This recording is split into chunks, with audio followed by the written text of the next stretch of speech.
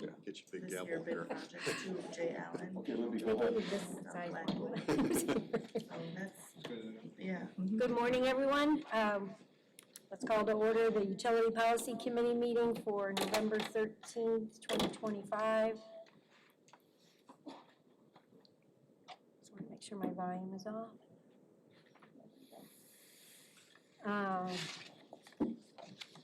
Next item on the agenda is to set the agenda. Any changes, additions, corrections? We need action on that, Chair? Yes. I move to approve the agenda as presented. Support? Reed? There's a motion by Mary Anderson and a second by Member Wheat to set the agenda as presented. All those in favor? Aye. Opposed? Motion carries 7-0. Introductions and guests.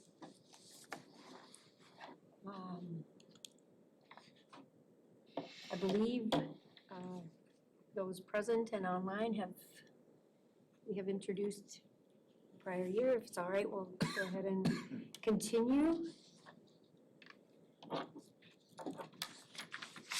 Item 4 is acceptance of the September 11th, 2025 draft minutes.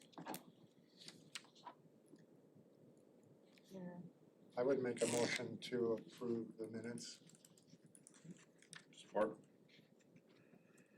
There's a motion by Member Hafner and second by Member Kingerlin. Any discussion? Hearing none, all those in favor? Aye. Opposed? Motion carries 7-0. Any public comment this morning, either present, those present, or online?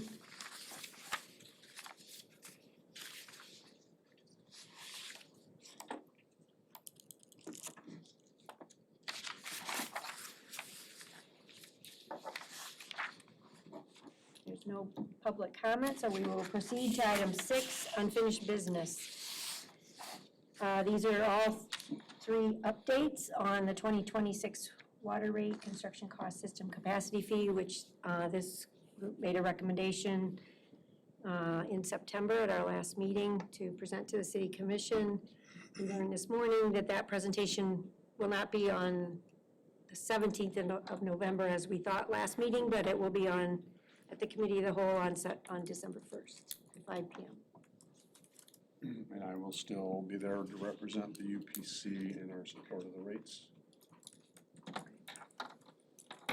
And I'm assuming that there's no changes or anything to what the recommendation was?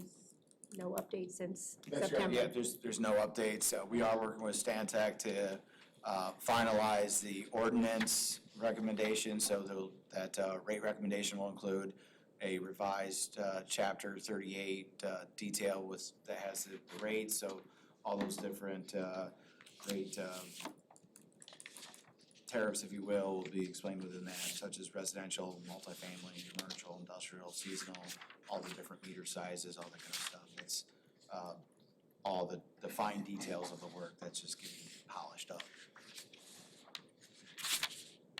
So I'll leave this on the agenda until it's been adopted.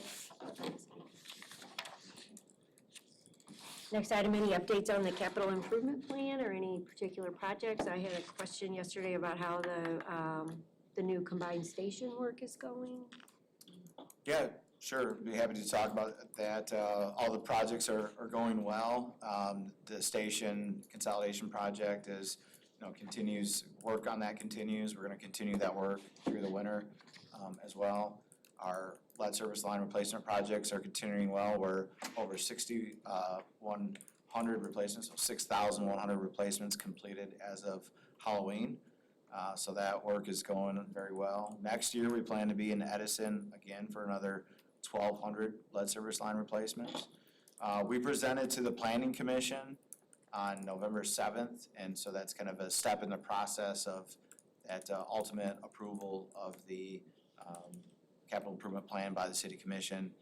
So that's moving its way through. the city commission will receive that capital improvement plan as part of their budget. So when that budget is transmitted to the commission, and then when we have those budget hearings, that capital improvement plan will be part of that.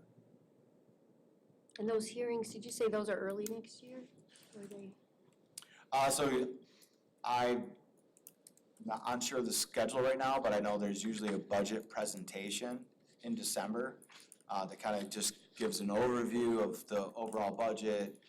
It's more of a work session that gives commissioners some opportunity to kind of talk through or ask questions on some items. And then there'll be formal budget hearings in January to formally adopt it. Good question. So you've done 6,100 lead service, how many more are out there? We have system-wide approximately 10,000 services. So there's in the neighborhood of 3,900 out there. We're gonna take a 1,200 service bite out of that apple in 26 and 27 as we continue our work in Edison. And then after that, we're gonna move west and then south. So after we're done with Edison, we'll be moving into Vine. And when we're done with Vine, we'll then be moving south into Westnedge Hill, neighborhoods around Bronson Boulevard, that sort of area. So that if we continue on our schedule that we're on, we'll probably be in Bronson Boulevard last. And that will then conclude our program. Because as soon as you move further west into Winchell, that was of the era, there were not a lot of lead services up there. Correct, as you continue west Yeah. and you move into then Winchell, so you move across Oakland Drive. We already did Oakland Drive because that was done during that MDOT project.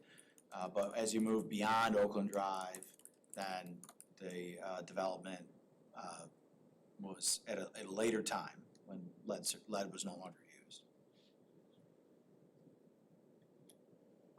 Thank you. Any other questions? Next item is again, another update on the UPC per diem compensation to see if that is in place at this point. I think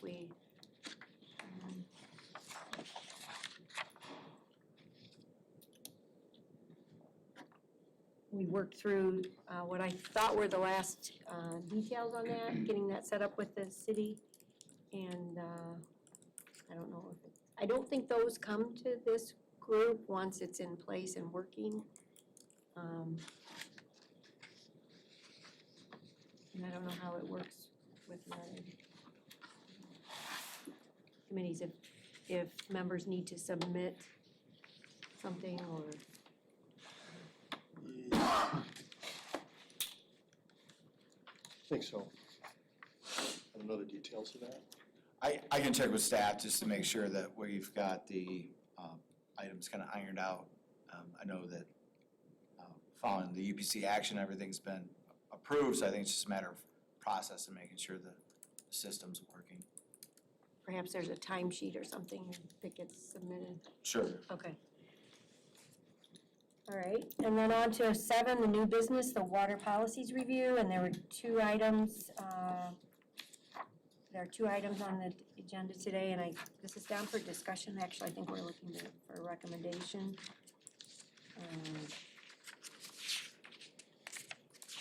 First is the water shut-off public health waiver policy, and the water leak adjustment policy. And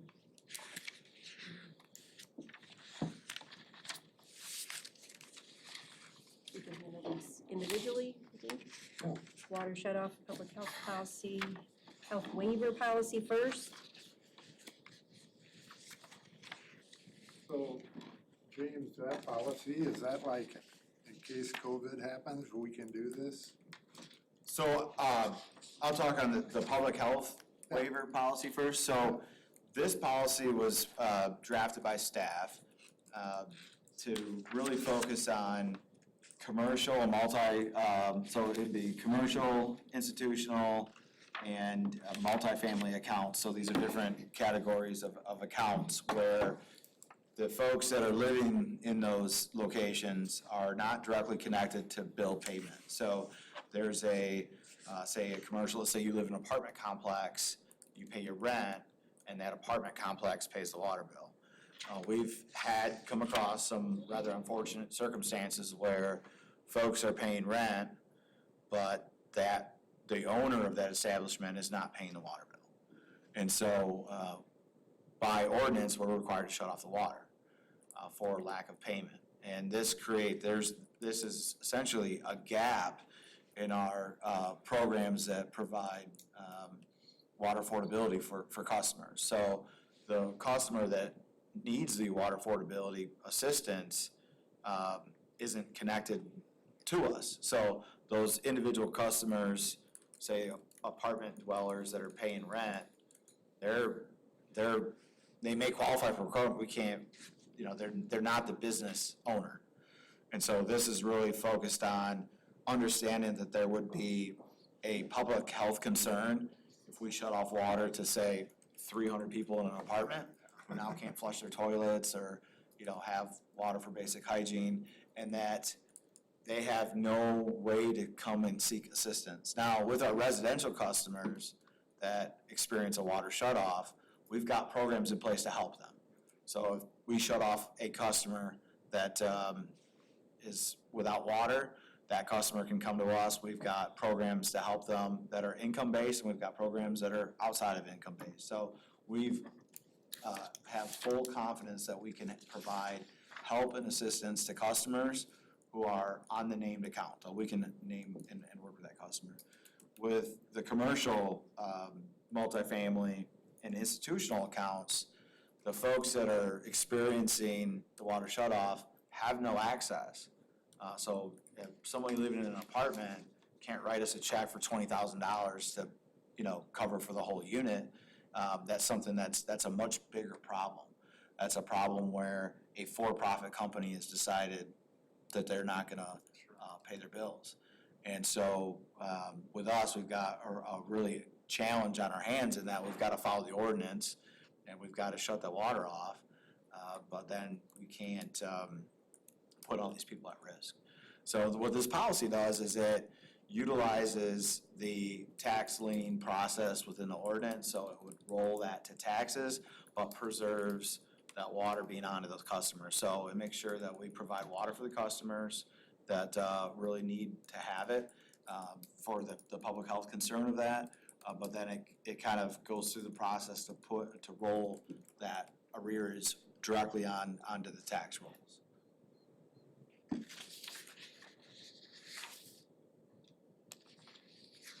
How frequent is that occurring? My experience, I'm limited. I've been with the department for approximately 12 years. I've seen this one time. And the time that happened this summer, we followed process and our policy, which is to shut the water off. We were then contacted by both the health department and Eagle with a request to turn the water back on. We worked through that with staff, we worked through that with the city attorney's office, and we came to the decision that we would turn the water back on to support public health, and that we needed to then, roll the taxes. So this policy was really kind of written through our experience in that process, and then also establishes and gives staff those tools so that we can kind of handle this in stride, and we can basically, following this new proposed policy, not shut that water off. So we can identify that we've got a situation at a commercial or institutional or multifamily account. This is a circumstance which is very critical, and that gives staff kind of the tools to work through a process and a policy that's compliant with ordinance and that preserves and protects public health at the same time.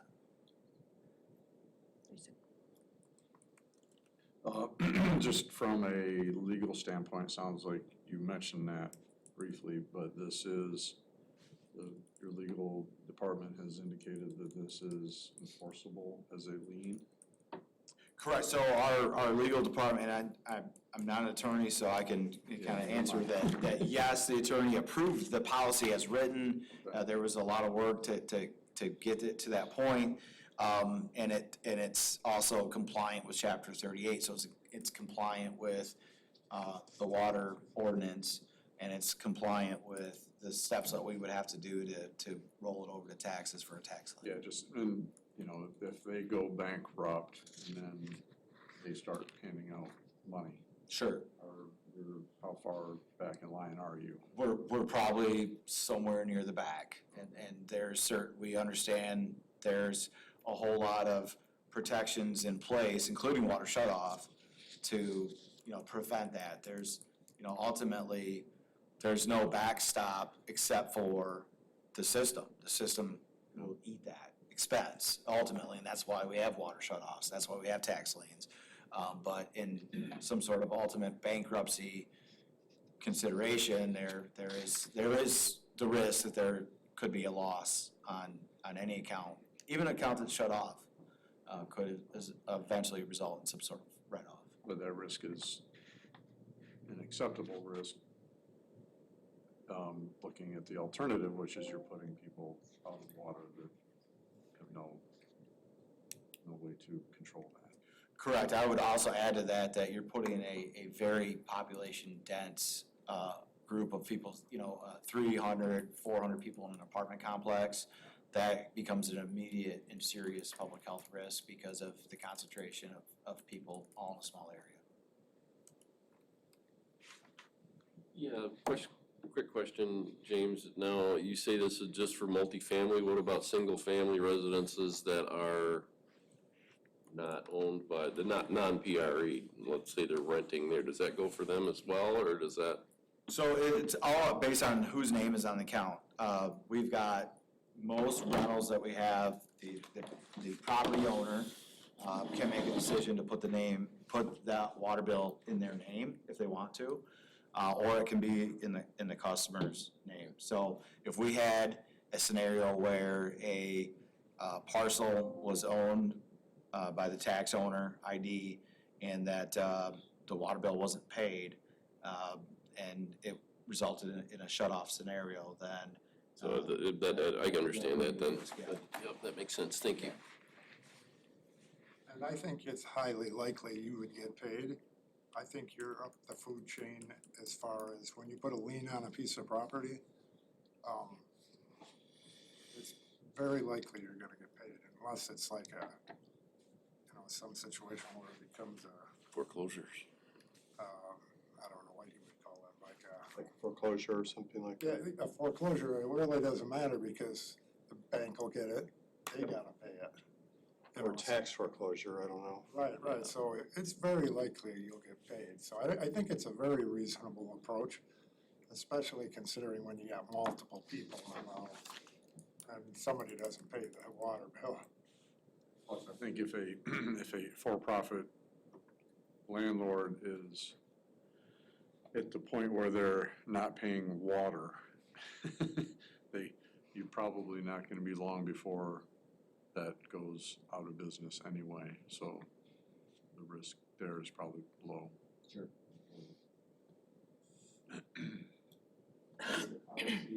Set a timeline for how far in arrears they need to be before you consider putting it on the tax roll for collection. So the policy deals with that timeline, you know, essentially, if the water shut off on a monthly account, if we're to the point where there's a water shut off, we've already gone through the past due notice and the shut off notice, and now we're rolling trucks, so to speak, we're dispatching a crew. That's where then it triggers these actions for the Public Services Director to consult with the Kalamazoo County Director of Public Health. And then, you know, we start to ask some questions of, you know, is this gonna endanger health and what action should be taken? At that point, we're kind of making a determination that we're not doing the shut off. And so we're gonna kind of skip shut off and go right to tax lien. So when this policy is kind of actioned, that arrears amount that's gonna move to taxes. There is a process to get that off. That's not saying that's putting it in a tax lien. That's saying that we're acknowledging that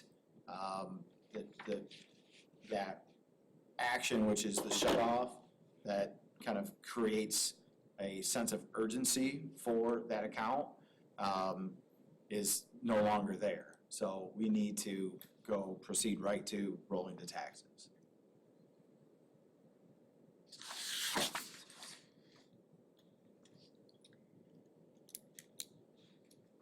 Is there a motion to recommend this policy to the city commission? That's my understanding, is it goes from here to the city commission. So with this policy is just departmental. This Oh, doesn't go okay. to city commission. Your other policy that's next will go to city commission. Okay. So for this, are you looking for a recommendation? I think we're just looking for a comment, Okay. broad support, if there's any, So consensus in yeah, support of just this? overall consensus. I think it makes perfect sense. Success.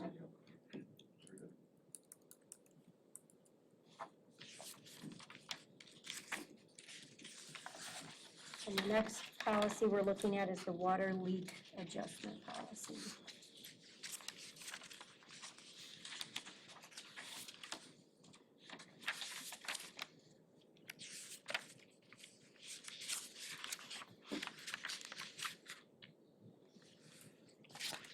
James, is this policy like new? What, in the past, what would have happened with the leak? So some explanation for this policy. This policy, I would say, has been in practice for a number of years where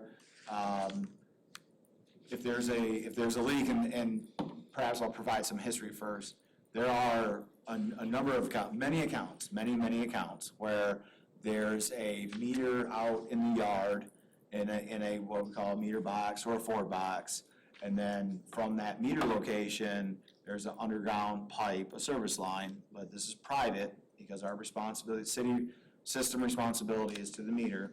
There's a private side line that goes then underground to a house. There's many of those all throughout the system. Those have leaks from time to time, and when they do, the meter runs, and folks might not be aware of it because it's out in the yard. So the ordinance has set a leak policy for those, and we've been, practicing that for many, many, many years, where, somebody gets a high bill, $10,000 water bill, and says, hey, this is, can't be right. We come out, we read the meter and go, yeah, it's right, there's gotta be like water running all over the place. And they go, oh, there's this pond in my front yard. And we go, okay, that's probably what it is, and then you gotta repair the pipe, show us that it's been repaired, and then we'll put the bill kind of back to what your average usage was. We had a few harsh winters here over the last 10 to 12 years. We've had a few occurrences where pipes would burst inside homes, and folks would be aware or not aware of it. Maybe it's not a home that's occupied all the time, and there's some high water bill that shows up. And so we've kind of taken that same process. We're to the point where we've recognized that we really need to have a policy in place that's compliant with the ordinance and that's been approved by City Commission as ordinance requires. So we're kind of taking our experience over the years, trying to incorporate a way that's very easy for staff to navigate and very easy for the public to understand. Some points, very key points to the policy are that it's the owners or account holders, so the water account, whose name is on that bill, it is their responsibility to notify the city if there is a leak, and it's their responsibility to kind of work through this process. The city, we can't come out and repair leaks on private plumbing. We can't identify, is there a leak? Did you fill a swimming pool? We don't know what you did with the water.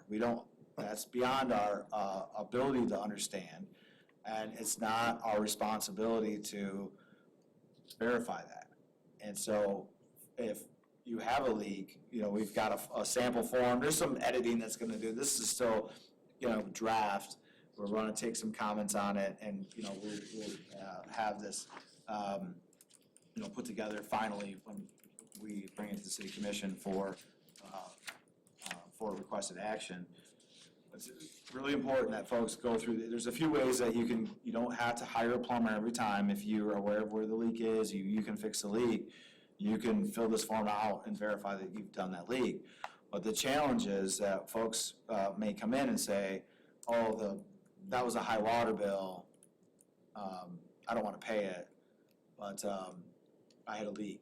Well, where's the proof of that? Is the leak repaired? And so we've got to be able, again, this is a commodity system, and so if there was something incorrect, we need to verify that, correct it, and then, move forward. The policy, you had mentioned that you would get a bill for like that average. Correct. In here, I wonder, what does this mean? If you go to item 6.2, Yes. what, does that mean something different?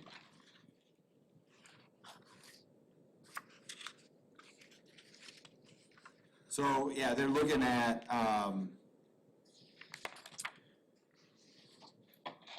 just kind of breaking all the details to show, it looks like item 2 is actually showing like a 50% discount on that leak amount. Yeah. But, also talks, About using like the average. yeah, so the 50%, like, so what that's doing is showing that if you're saying there's a leak, that leak has to be at least 50% more than that happens. So that, what we're trying to address with the policy is that someone, let's say, irrigates the lawn, and they don't normally do that. So their bill is a little bit higher. We're not gonna call that a leak. That was a usage. The leak has to be at least 50% more than your 12-month average usage for us to consider it a leak. And then if that's the case, then we'll determine what you actually just paid with that previous 12-month usage is. So there has to be a quantifiable leak that's material, to the bill. So if you've got a average quarterly bill, water and sewer combined of, let's say $200, and you bring in a bill that's $225 and say there's a leak, this policy is not going to address that. That's de minimis and likely attributed to just variation in use patterns. If you've got, same example, if you've got a $200 average bill, quarterly bill, and you bring in a $20,000 bill, that's very clearly a leak. Something happened, and we're gonna work to resolve that and make it right with the customer and put it back to that $200 average. So with respect to that, I think if that's what you mean, number 2 needs to be rewritten, because I don't think that's what it says. Yeah, I think we just gotta make sure Because you're saying we're gonna only bill 50% of the additional usage. It in doesn't say that, 6.2 and 5, the second line in 5, we've gotta just make sure that we tie those accurately. yes. Correct, so, In 5 is clear that that's what you're saying. correct, because that's not our intent. If you had a $20,000 bill and you normally have a $200 bill, then we're just gonna charge you $10,000. I think that the intent is that if there is a actual leak, that we correct that. So in the $200 example, would the next bill have to be at least 300 in order to be considered? Is that what you're saying? Correct, and that Okay. is it, correct, yes. So question, this only applies if I come to you and say, hey, my bill's 75% more. Correct. With your smart meters, you've talked about how you can go to the person and say, hey, we think you have a leak. Does then Big brother. but then you'll tell them and then I tell you? Correct, so part of that, that's some very good point. So part of that is where we're at currently with the smart meter program, that from the system, 46,000 accounts, we don't have that automation up and running. So, but we need a policy for everybody today, right? Mhm. So we've got customers that are not on smart meters yet, and we've got the smart meter overall program not fully automated. So to make sure we've got a policy that covers everybody, we want to put that responsibility back on the account holder. So, come to us if you believe that bill is a leak. Come to us if you feel that there is a leak. In the future, we would definitely like to have some automation involved, at least provide the customer with an exception report, a notice, and say, hey, you've used double the amount of water. Is there an issue? And then also put an exception report notification to staff. Now, we're dealing with 46,000 accounts from a staff perspective. And so we're not gonna be grabbing every single account and looking through it manually. It's more of an automated thing that we'd like to have in the future. Yeah, clearly, it would only work with smart meters, because otherwise you don't have staff time to go through Correct. that. But if the smart meter clicks over that 50%, you envision then there would be a notification, hey, look, you're over 50%, and then maybe direct them to this policy? Correct, I think, yes, some sort of automation to trigger some action. Yeah. We still need residents to Do it. contact us to make a determination of, yes, there's a leak, or no, I filled the swimming pool, Yeah. whatever the situation is. And then we need verifiable proof that there was a leak. So in the case of, I filled my swimming pool, but I'll just tell them it's a leak. That's not gonna work, because we need to show proof that a leak was repaired. Show us the leak, show us, an invoice from a plumber that fixed the leak. One of the steps is, having a work order from a distribution employee, distribution supervisor coming out and inspecting, where is that pipe that leaked? So we want to make sure that the leak is corrected. That's really important for us to make sure that leak is corrected. So all those actions create a need and an onus on the customer, the account holder, to take some action. So James, back to your example, the meter box in the front yard. And it leaks between the meter and the house. Mhm. Is there a mechanism in place to ensure that it doesn't add to the wastewater bill? So this policy would correct that. It would take it from the water and sewer. Yeah, because that's the simplest. If it never got to the house, it can't get down the drain. Yep. Unless there's a breach in the lateral, but. Yeah. Seems like I there's, think this makes a lot of sense. I mean, just in the fact that when somebody has a true accident or emergency, they may or may not even know about it. They go away to go visit relatives for 2 weeks, they come home and they find 3 inches of water in their basement because a pipe broke and it's been running the whole time. So they've got they don't want to get dinged twice. One is you've got a leak, and then second, now you've got a really high water bill. So I think this helps those people that truly, this was just an aberration, something broke, versus, hey, I've got a really high water bill this month, like you said, because I sprinkled my lawn for the first time. I didn't know it was gonna be that high. Can I get it cut down? Answer's, sorry, no. That was the natural use of it. And I like the idea of having the staff go out, take a look at show me the repair. That will help make sure that this is, truthfully used as well as can be. Sure. Or in my case personally, hiring the neighbor kid to water your lawn when you're on vacation, you find out they left it on for like 3 days straight. How'd your lawn look? Look great. You had to pay for the service and the commodity. It was very expensive. James, does a malfunctioning toilet flapper valve constitute a leak? Yes, it does. Yes, it Okay. does. That's a good point. And that's part of, some of the common causes of leaks, that folks that might not be aware that they have one, that there's no water in the basement, I don't see any wet spots anywhere. We do provide toilet dye test kits, so you can put some dye in the back of the tank, you don't flush, and you look for the dye in the front, and then that tells you that there's, a leak. Some of these you can hear them. It sounds like water's kind of on somewhere in the bathroom.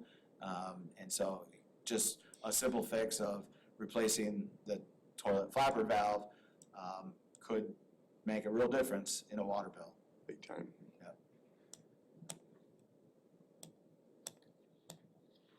This seems like an opportunity for some education in the water bills too, perhaps. No, I think so, certainly. There's a lot of language in the water bill right now about water affordability programs. If you need assistance, call this number, and that's on the back of the bill, it's in the D box, and we've got some messages that are gonna go on the outside of the envelope as well. This also is perhaps an opportunity to put something on there. If there's a leak, we'll think of some language that can be kind of put on the bottom. If you have a leak or experience a high bill, call this number. It's going to be 311 to talk through how this policy is actioned. Repair the leak, number one. Yeah, we need something that rhymes with repair the leak.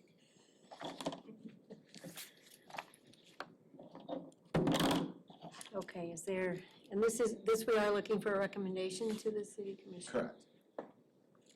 Policy. So, a question on that is I am comfortable approving this policy in concept. There's obviously some wordsmithing that needs to be done, but I don't know that we need, as long as we don't need to see those words back here Right. next month. So I guess I would make a motion that we approve this policy in, We recommend the city commission approve this policy. in concept. I'll support that. There's a motion by member Wheat and a second by member Crum to recommend this policy in concept to the city commission. Any further discussion? I just have a question. James, with the owner, is there a third party that reads meters? Not anymore. Not anymore? We're working through transitioning that out. So it used to be Consumers Energy. Yes. And then we have hired Meter that provide that Okay. service. And then as accounts are going into the smart meter program, that Meter contract is getting smaller and smaller and smaller. Okay. So at some point, we'll be kind of crossing over to where majority of reads are just coming in automatically. Okay. And we also have staff that are kind of picking up and doing reads at this point as well. I asked that question because I was trying to see where there may be other opportunities for error in that process with the third And party. that's a good conversation. There have been, even if it's staff or even the smart meters, sometimes we'll have a glitch or something like that. So there is still been occurrence of what we call errant meter reads, where some kind of high bill gets generated and that maybe the reads aren't correct. So that is a process in the policy, is to verify that the reads are correct, Okay. to the staff before any kind of actions taken as well. Thank you for that.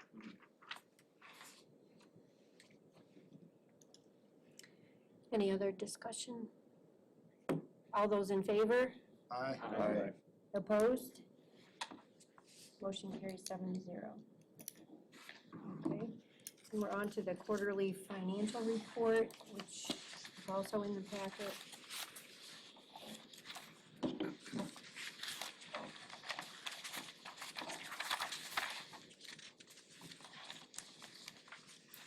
So what I did is I took the revenue and expense reports provided by the city for the third quarter of the year or September, and just did the same comparisons that we've been doing every quarter for probably a couple of years now. And the first page of the financial report, it's a little hard to read because it's small.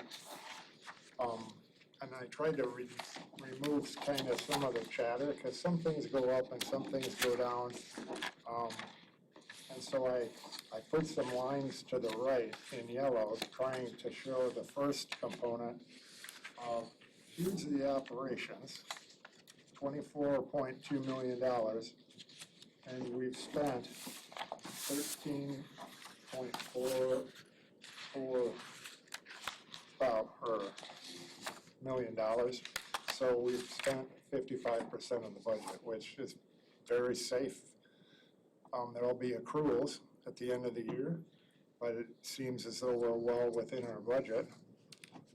And as you work your way down the page, debt service, you can see that we've basically paid out all the debt service for the year. Perhaps there's gonna be some more interest payments, but we're almost at 100% for debt service. And then as you work your way down, you can see, Peter, this is third quarter, yes, okay. So there's still 1 quarter of debt service payments? I'm not sure the timing, how that yeah, works. so that's the key, is the debt service payments, typically when I see them, are typically they'll be the same time of the year. Gotcha. So it might be twice a year or something? Yeah, Okay, the instead of- principal will be twice a year, Okay. and the interest, or the principal will be once a year, and the interest will be twice a year. But, we're within budget, and I suspect there won't be another principal payment, and that's the big component of the debt service. And then if we take a look at the revenue, I just utilized the operating revenue. We budgeted 41.7 million, brought in 28.7, and so from a revenue perspective, we're at 66%. Theoretically, you would expect to be at 75, but there's accruals at the end of the year that likely would push that number up to put us right at 75%. And then if you take a look, the remainder of those numbers are, like the last number on the page, that's the city internal services and transferring dollars, and it's within budget, so I don't know much about it. If you turn to the next component, that's just a breakdown of where did the revenues come from. You can see what was budgeted, what's come in so far, and you can see on here there's a system capacity buy-in fee. So far this year, $635,000 in system capacity buy-in fees. And revenues are up, that's great. If you take a look at the next page, this is a comparison of the third quarter of 2024 with the third quarter of 2025. And again, I focused on the big picture total for operations. So from an operation perspective, expenses are up about $900,000 with a total of $13,440,000. Debt service, you can see, is up from the prior year. And then if you take a look at the revenue, you can see for 2024, for the third quarter, we had $25 million worth of revenue, and this year we had 26.7, which makes logical sense. I mean, the rates were raised. And the transfer thing, I just highlighted it. And It looks like 28.7. I'm sorry, what? It was small, the revenue. Yeah, 28.7. Yeah. And some of these things you see in here where it says like watt source protection, watt pumping project. These are all categories for if they're gonna be issuing bonds and things of that nature. So I didn't try to go into the detail. When you issue a bond, we'll see it. And the last page of the document. One comment on this, and I find this more useful than that previous one where it's 55%. Yeah. Just because this is because of the time of the accruals, is it in line with what happened last year? Yeah. So I think it's very important to look at this year versus budget. It's a little hard to do it with the city, just because there's a $200 million worth of capital in the thing. And it's kind of like, what's going on? So I try to avoid the capital and the bond issue and stuff, but from an operations perspective, what's occurring? And then from a budget and actual, and then how did we do compared to last year? And then the final component is just a summary by account, and I assign what accounts are located in this document. And I just compared them to the prior year, so you can see chemicals, slightly down. City internal charges, slightly down. Debt service, up. Supplies, slightly up. Utilities, slightly up. Wages and benefits, up about $1 million. And the capital outlay, when you compare it to the prior year, there's really no meaning to it. On the wage side, we could maybe have James take a look into this, but in 2024, I took a look at it. There's actually a negative balance in one of the wage accounts of about $500,000, which forces down 2024. And maybe it's some kind of an accounting adjustment or what have you. But that's the item that I thought, oh, that looks a little out of line with, it's up quite a bit from the prior year. And I could send that to you, James. I'm sure there's a logical reason for it, but it sticks out a bit here. What is the approximate numerical value for a 1 FTE? $200,000? It depends by what the FTE bargaining unit is, or whether that's one of our unions or MU or something like that. Probably a fair estimate is somewhere in the $75,000 to $100,000 range. How many people were added in 2025? Between 24 and 25, so over a 2-year period, we added approximately 10 FTE. Okay, so that's likely a big portion of why that's increased. So I don't know if people want James to follow up on that. I'm not interested in you digging into it, but if others are, by all means, give James some direction.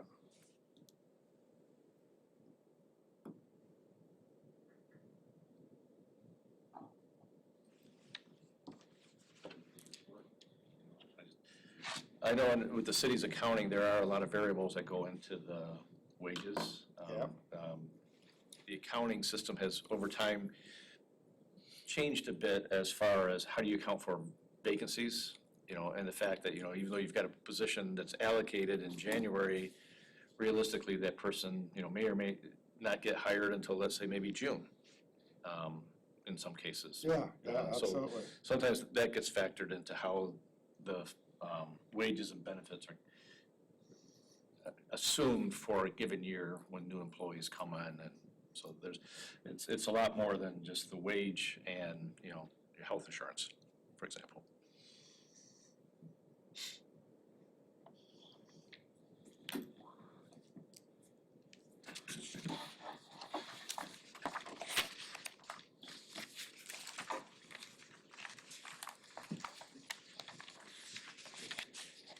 Yeah, thank you, Peter. Do you need to accept it or anything, or is it just a? I don't think we've been Okay, great, all right. informative and reviewed. Thank Peter for clarifying pages and pages and pages.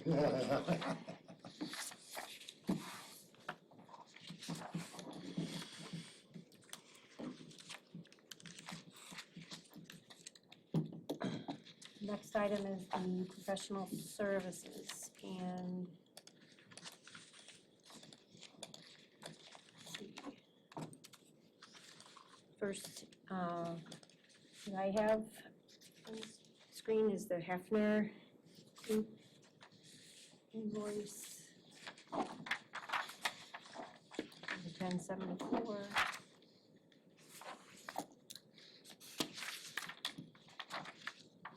I move approval of Hefner Group invoice number 1074. I'll support. There's a motion by Mayor Anderson and a second by Member Crum to approve invoice 1074. Any discussion? All those in favor? Aye. Opposed? Abstain. Motion carries 6-0 and 1 abstention. I move approval of Prine and Newhoff invoice number 91685. Support.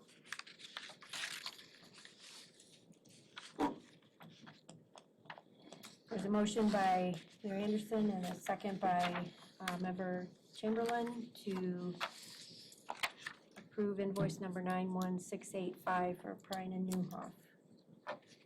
Any discussion? All those in favor? Aye. Opposed?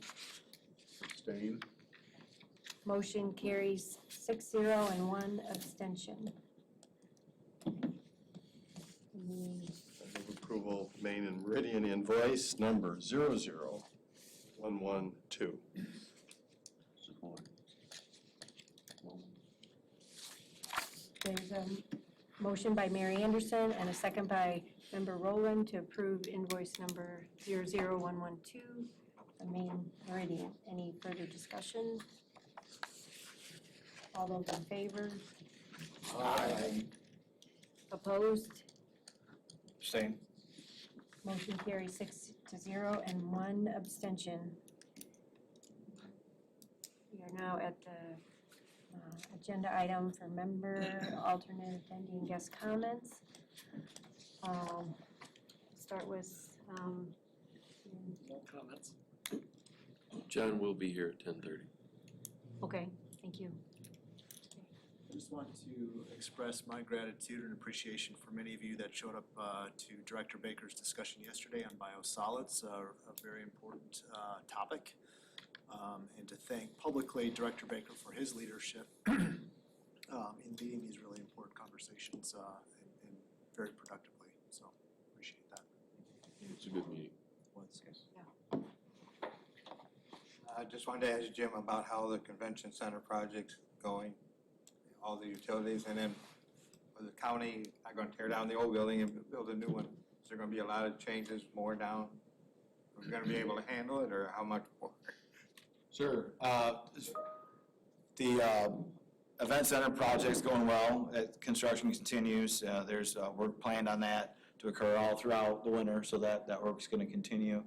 Westnedge will be closed then? At some point, we're going to open traffic back up on Westnedge for, I think, one lane as that big water main continues to go in. Just another continuing reminder that the city is planning to build or reconstruct the Streets for All project. So that means Kalamazoo Avenue, which is currently one-way, will be constructed into two-way. That's supposed to start in this year, in 2026. Douglas Avenue, which is one-way, will be two-way. And West Main, which is one-way, will be two-way. So all that construction is scheduled to happen this year. And so that also is right where the county's going to be building their new facility, so that we're working with the county to coordinate that construction as well. The arena is scheduling to open in the fall of 2027. So all this work needs to be wrapped up so that folks can get in there and enjoy that new space. So there's going to be a whole lot of work happening on Kalamazoo Ave, Douglas, West Main, Westnedge Park, right around that area as we do that work. And then when that's all done, we've got Michigan Ave to work on. And then when Michigan Ave's done, we're moving over to South and Lovell. So this work downtown is going to be here with us for a number of years yet to come. Everything on schedule, or? Right, yeah, right now, everything is on schedule. Kalamazoo Ave, Douglas Ave, and West Main. We really wanted to get those under construction in '25. That did not happen. Part of that is that there's been some change in the White House, and some of that has delayed some of this work. But we're hopeful that we can get started on the major portion, that West Main, Douglas, and Kalamazoo Ave, this year, so that that's all under construction in 2026. Thank you. Thanks. I had a question of just if the city was getting any follow-up to, the amount of participation for the insurance program that came out a few months ago. Where a company sent out some letters about, I think it was both water and sewer lines that could be insured. I didn't know if there was any follow-up or the city was not involved in that at all, but. Sure, I can speak to that. Yes, the city is involved in that. We entered into a marketing agreement with that company. The city commission approved that marketing agreement. That insurance provides an option for customers anywhere in the system to have lateral insurance. So the sewer lateral that connects your home to the public sewer is the owner's responsibility to the property line. So that means where the right-of-way is, in the city, that's generally where the sidewalk is. From the sidewalk to that connection in the road is the system's responsibility, but that portion of that lateral in the yard is the homeowner, property owner's responsibility. Many folks don't know that. That is different from our water service line, where that meter in the basement all the way back to the water main is the system's responsibility. So there is some risk that property owners have to maintain that. We've seen some very unfortunate events where we've had failures of that lateral on the private side. Luckily, we've been able to connect folks to resources like Community Homeworks or FFE or some other type of funding source that could provide that. But those funding sources aren't always guaranteed. And so we reached out to that company that provides those warranties and that service line program, so that if there is an issue, that could be covered. So was it only for sewer? It wasn't for water, like the case we talked about earlier? Water is also part of it. So the major initiative of the program was for sewer, because at no point, at no home, anywhere in any of the jurisdictions does the system have responsibility for that lateral on private property. That is defined in ordinance, and that is practiced throughout the system. On water, our ordinance defines a responsibility to the point of the meter. So if that meter is in your basement, good. If that meter is out in your yard, that distance between your home and that meter is private. So depending on, most customers would find benefit for that sewer portion of that opportunity, and only the customers that have a Ford box or meter pit or a meter not in their basement would be advantaged of that water program. And then was it popular? We've heard some mixed reviews. We had a lot of folks that thought it was some sort of scam. That gave us an opportunity to talk through that ownership responsibility that I just related to customers. And once we made them aware of responsibility issues with the sewer line, we had a lot of customers that felt that was a good program. So overall, once we've had some more education, some more conversations, we've had a lot of support from customers. My other comment I wanted to make is that we are, we had our first kickoff meeting about the youth sports complex, and so we're coordinating amongst a lot of jurisdictions. And again, I think that ownership piece is confusing, especially because it's different between water and sewer while we work through the contract. So we are trying to make sure that we do some planning intentionally for how we see that area and our new master plan growing. And so there might be some of the upsizing contribution and aid projects coordinated with that. They have a really, really fast track schedule, so hopefully we can do enough, not over planning for what might be built there, but there's a lot of connection points, so that will be good for future development. And then as we've been doing our sewer projects, we've been running into a lot of situations where we are crossing water mains, finding situations where there might not be the ideal number of valves when we have a T or across in the water main, so we're trying to be proactive in our next phase to look at where we might want to be doing some of those water improvement, system improvements, while we have the road ripped up, and help the reliability of this system. And I know the fire department is very interested in that as well, and maybe some extra hydrants. So I appreciate that. I've reached out to Anna Crandall already about that, and we're coordinating those things. I'm just would recommend for other people too, as you're looking at road projects or sewer projects or even water or sidewalk projects, to make sure to be thinking about all the work that can be done at once to try and save costs, but also minimize the impact to residents. Thank you. Any comments online?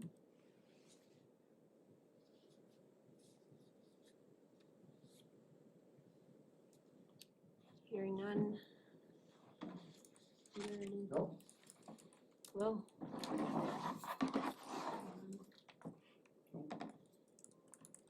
Good, thanks. Okay.